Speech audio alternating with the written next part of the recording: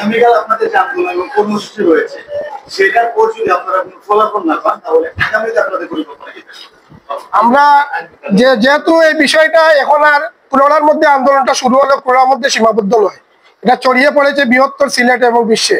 কালকে যদি আমরা কোনো পজিটিভ রেজাল্ট না পাই তাহলে আমরা এই আন্দোলনের সাথে যারা এখন সম্পৃক্ত হয়েছেন, জালালাবাদ অ্যাসোসিয়েশন সহ সিলেটি সংগঠন, বিশ্বের আমেরিকা, লন্ডনে হচ্ছে, সকলের সাথে যোগাযোগ করে প্রয়োজন হলে আমরা রেল ভবন ঘেরাওয়ের কর্মসূচি দেব, তবে সেটা সকলের সাথে আলোচনা করে করব। সম্মেলনকে কেন্দ্র করে এই সভায় অত্যন্ত গুরুত্বপূর্ণ বক্তব্য রেখেছেন আমাদের এই ৮ দফা দাবি আন্দোলনের অন্যতম সমন্বয়কারী জনাব আতিকুর রহমান আতিক।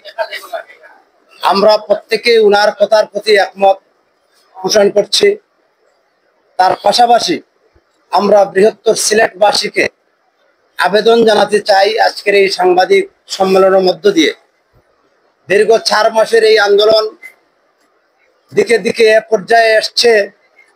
আমরা গত 15 দিন আগে সরকারকে একটা ডেডলাইন দিয়েছিলাম যে এই 31 নভেম্বরের ভিতরে যদি 31 অক্টোবর ভিতরে যদি আমাদের এই দাবি বাস্তবায়ন না হয় তাহলে আমরা 1লা নভেম্বর বৃহত্তর সিলেট বিভাগ রেলপথ অবরোধ ঘোষণা করেছি। এখন পর্যন্ত সরকারের কোনো কর্তৃপক্ষ আমাদের সাথে, রেল কর্তৃপক্ষ কোনো যোগাযোগ করে নাই।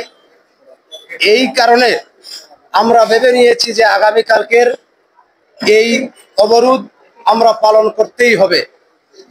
এই হিসাবে আমরা আজকের এই সাংবাদিক বন্ধুদের কাছ থেকে আপনাদের মাধ্যমে গোটা সিলেটের 1 কোটি মানুষের প্রাণের দাবি, এই 8 দফা দাবি বাস্তবায়নের লক্ষ্যে আগামীকাল সকাল 10টা থেকে বিকাল 5টা পর্যন্ত এই সিলেট বিভাগ রেলপথ অবরোধ থাকবে।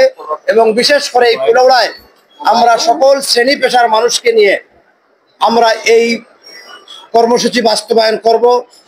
আগামীকালকের যে অবরোধ রয়েছে এই অবরোধ কর্মসূচিতে আমরা কয়েকটি সংগঠনের সাথেও যোগাযোগ করেছি। এই কুলাউড়ার সকল শ্রেণী পেশার মানুষের সাথে যোগাযোগ করেছি।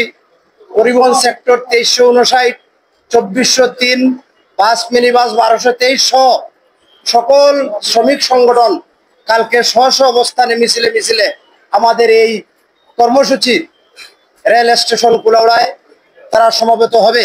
8 দফা দাবি বাস্তবায়নের কমিটির পক্ষ থেকে সবাইকে সংগ্রামী অভিনন্দন।